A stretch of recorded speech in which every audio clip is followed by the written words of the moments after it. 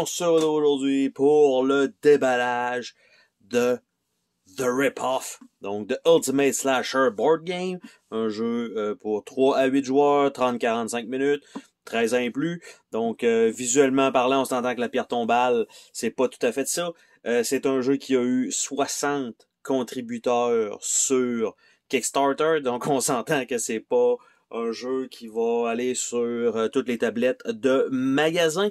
Mais le principe me semblait quand même intéressant, c'est-à-dire que le jeu se déroule en comme deux sections. La première section, c'est que vous êtes les héros du film et vous allez placer des pièges préparés à vous faire attaquer par un méchant. Et à mi-chemin du jeu, vous allez donc découvrir qui est en fait le méchant dans votre groupe et celui-ci devra éliminer les héros, on va dire ça comme ça. Donc, plus vous mettez des fortes défenses, mieux c'est, mais en même temps, ça se peut que ça se revire contre vous parce que ça va être trop difficile, donc il faut quand même manœuvrer avec ça. Il n'y a pas d'élimination de joueurs si votre héros est éliminé. Tout simplement, c'est remplacé par des personnages supplémentaires, on va dire optionnels, dans le jeu, un peu comme dans les films. Ah, c'est un passant, ah, c'est un policier, bref, qui augmente le body count, on va dire ça comme ça. Donc, ça se rajoute là-dessus. Et en fait, c'est ça. Donc, le artwork est très, très, très particulier. On s'entend qu'avec 60 backers et tout ça, on peut pas nécessairement s'en aller avec des artistes connus pour ça. Mais c'est leur premier jeu, donc c'est déjà bon que ce soit sorti. Par contre, ce qui est un peu particulier, c'est que le format de boîte est un petit peu plus grand que les formats normaux. À peu près, je dirais, mettons que je mets le bas de la boîte, là. Normalement, les boîtes en long arrêtent à peu près là. Donc, on a un bon pouce, peut-être, 1,5 pouces de plus sur cette boîte-là. Et donc, on a, tu sais, sur le dessus, c'est tout. On a ici le logo de la compagnie qui est Lesser Earth Production. On a un petit logo VHS dans le bas qui est là de plus. Tout bouge, donc je m'attends à ce qu'il n'y ait pas de tray nécessairement. Donc, on voit ici un petit peu, donc, The Rip-Off. Donc, The Rip-Off, You and Your Friend Fight to Survive a Bloody Slasher Movie. Donc, il y en a une couple qui essaie de survivre, le reste vont faire le slashing. Donc, on voit un petit peu le artwork, donc c'est bien particulier. Et en bas, ben, on explore la cabine dans le bois, on essaye donc de survivre le plus longtemps possible. Et donc, tout simplement, on a un petit peu la boîte de jeu et les composantes.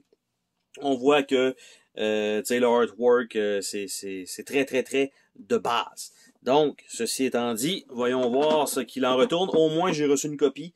Normalement, ces genres de Kickstarter-là, souvent, ça amène à rien, on va dire ça comme ça, mais je croyais quand même au produit qui a l'air être quand même assez plaisant. Donc, le artwork, dans ce cas-là, ne me dérange pas vraiment.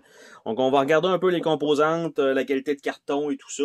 Donc, première étape, la boîte, déjà, elle est dans un format un peu bizarre. Donc, on a la boîte, elle est un peu mince, mais ça devrait être correct. C'est pas si mal.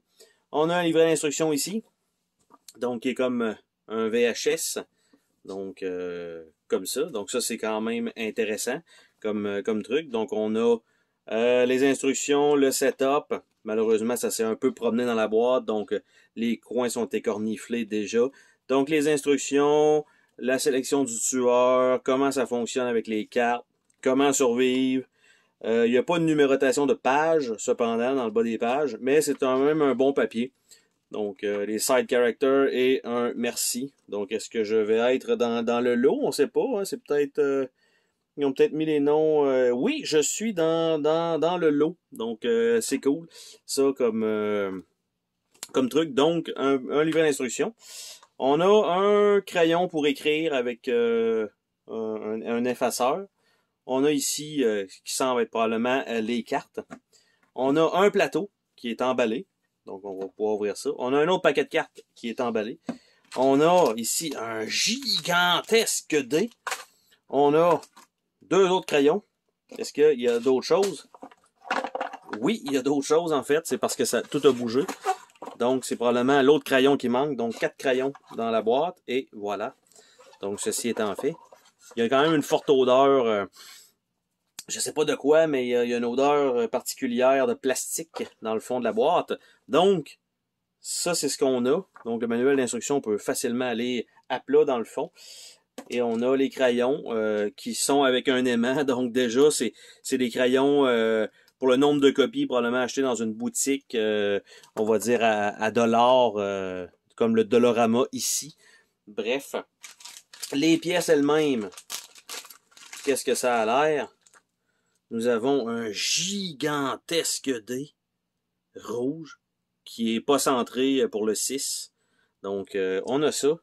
On a 4 pions style quille rouge.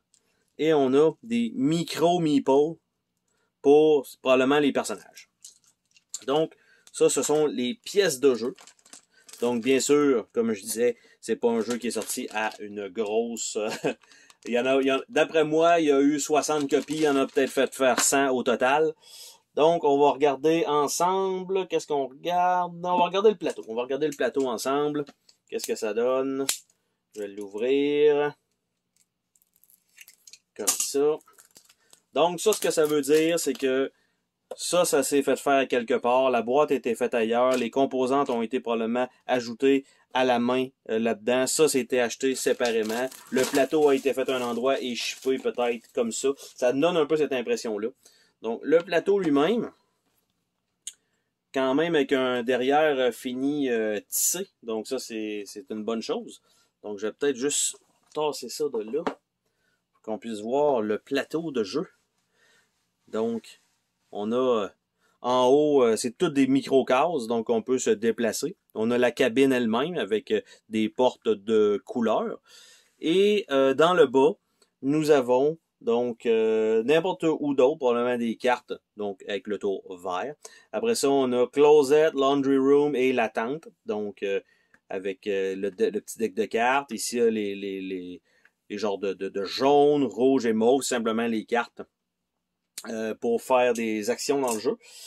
Ça doit être les cartes de personnages sur lesquelles on peut écrire. Et ça doit être le deck d'équipement qu'on va regarder ensemble.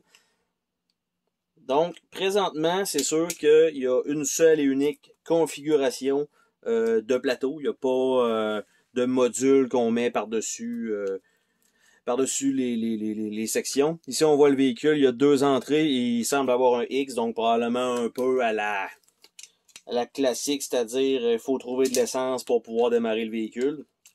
Très, très, très classique comme scénario pour ça, en espérant que le slasher nous explose pas la gueule pendant ce temps. Donc, une petite boîte blanche qui contient donc les cartes. Et on voit qu'ils sont très, très bien déjà séparés pour aller là. Donc, qu'est-ce que ça donne comme carte? Donc, nous avons les cartes à l'extérieur qui sont malheureusement, pas de fini tissé, qui me semble très, très, très, très mince. Donc, il faut vraiment pas les échapper pour les plier parce que c'est sûr et certain que c'est terminé. Donc, on a les petites pièces. Donc, encore une fois, très minimaliste. On a les pièces médium. Le blanc sur jaune, ça jure un peu. Large room. Donc, ça sort un peu mieux. On a les trope cards. Et on a le système de stats qui fonctionne avec slasher, comme on peut voir ici. Et ils sont toutes pas pareils. Donc les cartes sont les 4 différentes. Donc on a ça. Et de l'autre côté, donc ce sont pour les basic rules, les mouvements, les actions et les area of effect. Donc c'est pas des cartes qu'on peut donner à tout le monde, c'est simplement 4 cartes différentes au lieu d'en avoir fait peut-être pour tous les joueurs. C'est 4 micro-cartes.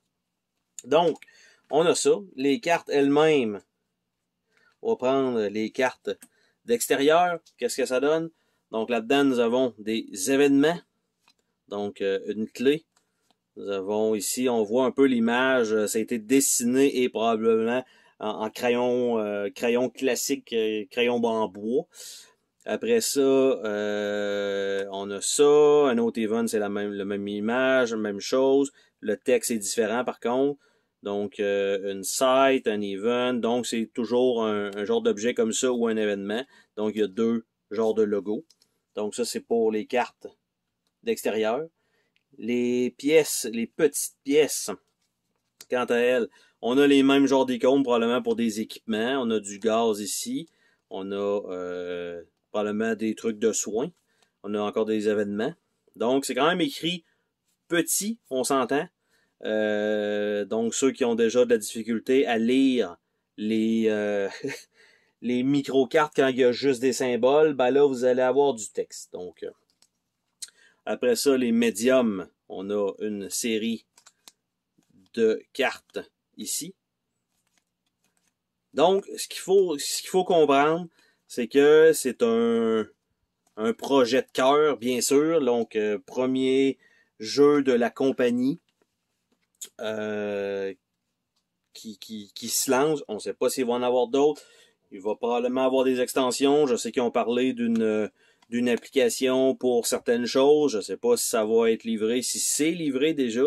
Donc, il va avoir ça. Donc, ça reste, je ne vais pas dire un beer and pretzel, c'est pas tout à fait vrai, mais le principe me paraissait intéressant. Plutôt que de faire tout le monde contre un en partant, ben là, c'est tout le monde est en coop jusqu'au temps qu'il y en a un qui se retourne contre eux, mais il est pas caché. C'est pas un traitor game, c'est pas ça. Là. Il va vraiment devenir un tueur en puissance. Il va avoir beaucoup plus de points de vie que les autres. Donc, il va avoir quand même une couple de trucs. Et les trope cards, ce sont les tests à faire. Donc, avec des genres d'événements qui vont donner des statistiques, on veut voir des moyens d'agilité, des trucs comme ça. Donc, ça, clairement, c'est des trucs qui ont été scannés par la suite. Donc, il y en a quand même un bon nombre. Il n'y a pas de titre pour ces cartes-là. Ce sont simplement des trope cards. Donc, il y en a quand même un certain nombre. Je ne sais pas rapidement est-ce qu'il y a des erreurs de texte ou quoi que ce soit. Au moins, la police de caractère semble être la même partout. Ici, c'est un petit peu plus petit encore, donc c'est ce que je voulais savoir. Finalement, j'en ai trouvé une carte comme ça. Donc, les cartes sont pas d'une extrême grosse qualité.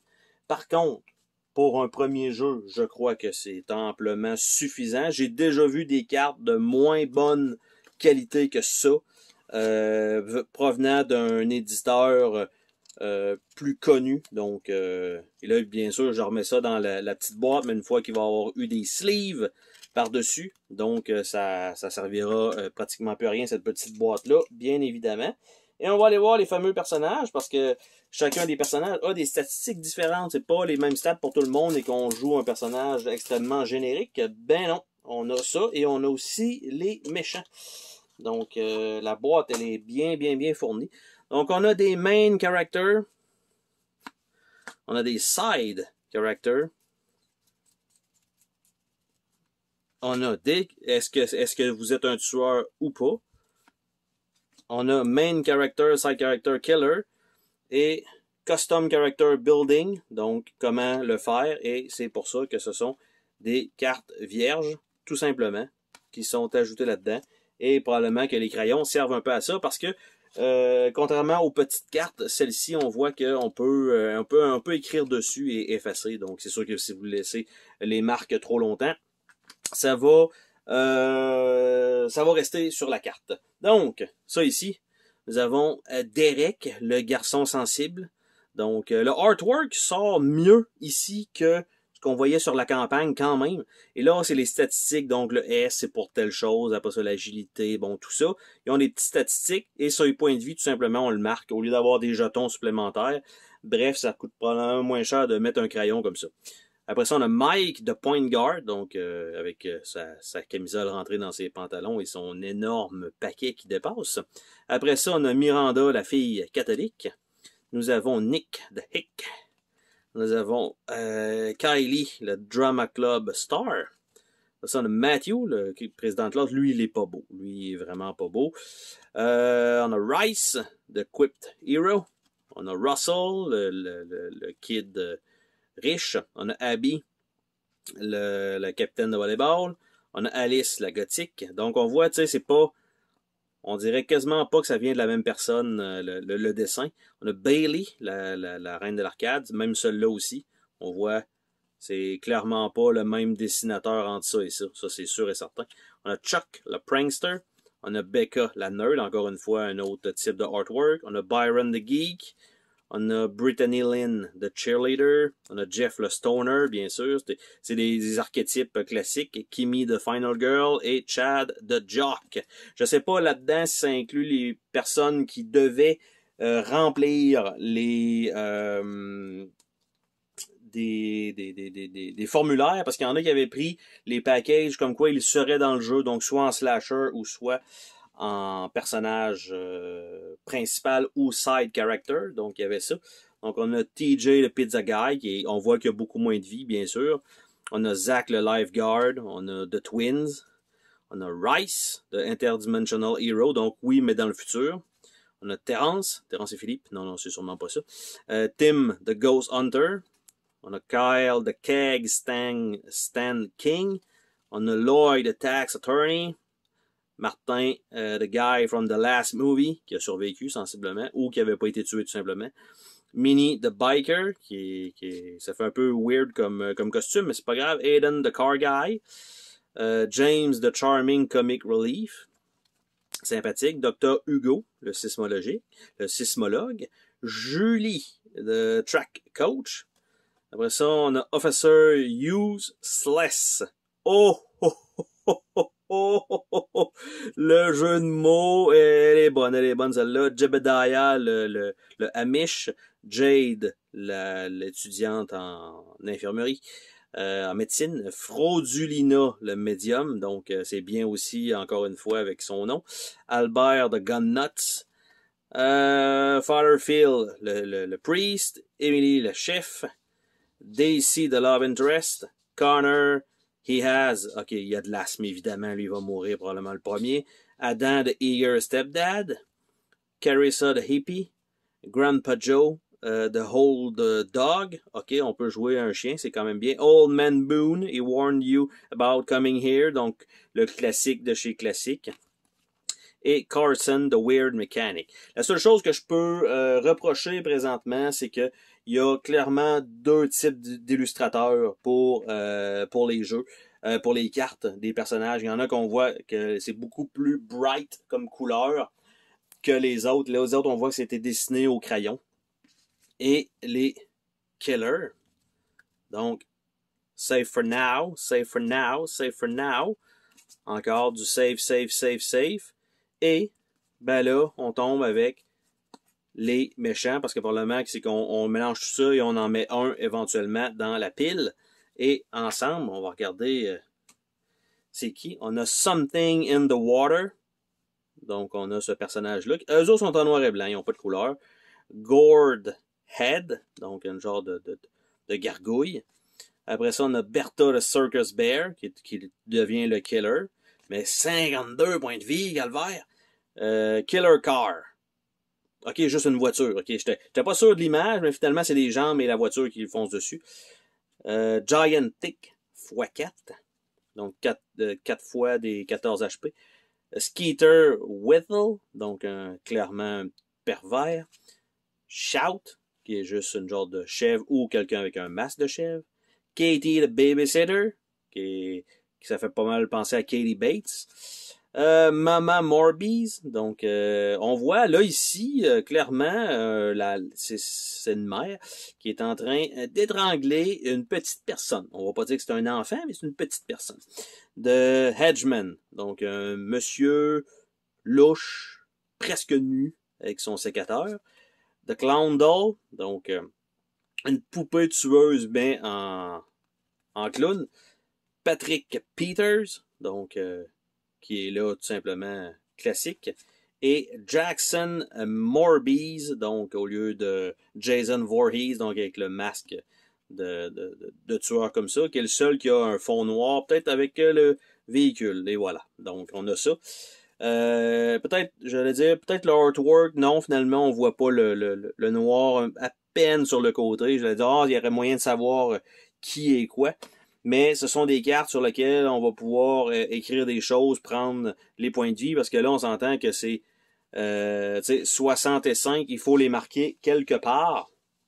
Donc, Ça vous ferez pas 65 dégâts d'un seul et unique coup. C'est un peu comme les points de vie des personnages. Ils sont marqués sur les cartes et c'est pour ça que vous avez les petits crayons. Est-ce que des jetons auraient fait l'affaire? Probablement, parce que là, ce qu'il faut se dire, c'est que ça se joue à 8. Donc, c'est pour 8 joueurs. Et malgré tout, pour 8 joueurs, il n'y a que 4 crayons. Donc, ça, et ça, la boîte est peut-être pas, on s'entend là, elle aurait pu être un peu plus petite que ça. Ça cote pas sur le plateau ici, ça dépasse un peu. Donc, il faut absolument que le plateau aille, je veux dire, à l'intérieur de cette boîte-là. Donc, là, c'est plié ici, mais il faudrait vraiment que ça rentre dedans. Donc, ça va être à déchirer peut-être un peu comme ça pour que ça puisse rentrer. Parce que le plateau est un petit... Là, ici, il est pas... Comment je vais dire? Il est pas assez épais, mais ici, c'est trop haut. Ici, c'est trop haut. Donc, la boîte, malheureusement, c'est vraiment pas... c'est vraiment pas la bonne boîte, je pense, pour ce jeu-là. Donc, pas d'insert, pas rien. Donc, encore une fois, pour ce qui est du contenu, quand même, on s'entend, soixantaine de copies, le prix conséquent. Évidemment, c'est pas un jeu à grosse distribution, donc ça prend quand même un certain montant pour pouvoir sortir ce jeu-là. Mais, on est tous dans le livret d'instruction. Je sais pas si ça va bien se jouer réellement, si je vais avoir du plaisir à y jouer, mais somme toute, pour ce qui est des composantes, je pense que ça va être fonctionnel. Est-ce que ça aurait pu être mieux? Peut-être pour le budget, non. Ok, je vais quand même le dire comme ça parce que tout revient au budget. Les shipping ont augmenté et tout ça, donc ça fait partie du deal. Mais, somme toute, 4 crayons, ça va en prendre probablement 8 pour que ce soit efficace si on joue à 8, bien sûr. Mais à 4, si vous jouez juste à 4, tout le monde a son crayon. Si vous jouez à 5, il y en a qui vont devoir se partager. Donc ça, c'est sûr que c'est pas à chaque tour que vous allez perdre nécessairement des points de vie et vous allez être obligé de prendre des trucs. Les designs de derrière de cartes sont très basic, mais tout de même. Et c'est à peu près le genre de jeu que moi-même, personnellement, je dirais, visuellement, je serais prêt à publier aussi parce que j'ai quand même quelques prototypes et ça ressemble un peu à ce genre de artwork-là. On fait ce qu'on peut avec ce qu'on a et tout simplement, et on sauve où on peut sauver. Donc, somme toute, bonne copie, plateau quand même de qualité, les cartes, il en manque un petit peu pour ce qui est des petites cartes, les grosses cartes. Donc, il y a un fini pour qu'on puisse écrire dessus. Donc, évidemment, les cartes ne seront pas à sliver, bien sûr. Le gros dé, je sais pas c'est quoi l'intérêt d'avoir un dé aussi gros que ça. Probablement que ça aurait pu réduire côté des dés, un petit dé normal aurait fait le travail, des micro meeples. Bon, évidemment, ça évite de faire un plateau un peu plus gros. Et l'insert, lui, je crois qu'il est inutile et la boîte probablement aurait pu être peut-être une petite affaire moins haute, mais une petite affaire plus haute, ce qui fait que ça aurait rentré à peu près dans les formats standards. Sur ce, on se dit à la prochaine pour une autre vidéo. Salut tout le monde!